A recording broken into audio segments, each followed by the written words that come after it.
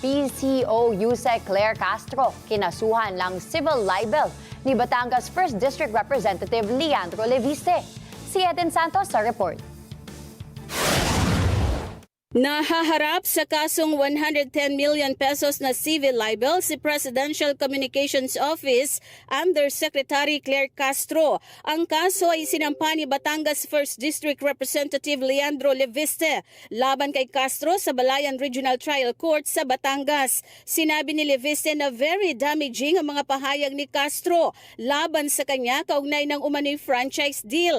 Una rito, sinabi ni Ombudsman Crispin Remulla na ibinenta ni Leviste ang kanyang kumpanya na Solar Philippines nang walang pag-aproba mula sa Kongreso. Anya, libelous ang sinabi ni Castro ukol sa kanyang solar energy business. Nilinaw nito na hindi niya ibinenta ang prangkisa dahil wala siyang kumpanya na may prangkisa.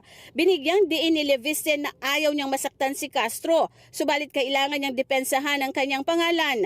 Nakailang vlog na anya si Castro tungkol sa kanya. Marami anyang grounds para sampahan ang kaso si Castro for libel. Sa katunayan ay naawa pa si Leviste kay Castro, kaya naman civil case muna ang kanyang isinampa laban sa PCO Undersecretary.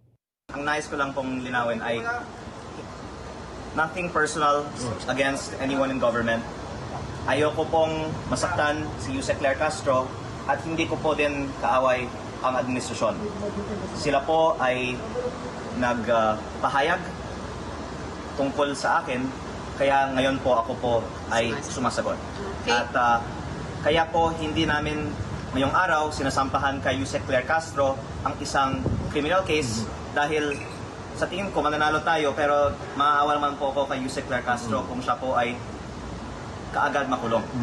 Sa tingin ko po ang ating unang hakbang ay isang civil case. At ito po ay for 110 million pesos in damages na sa tingin natin po we will win po this case. Eden Santos para sa Mata ng Agila.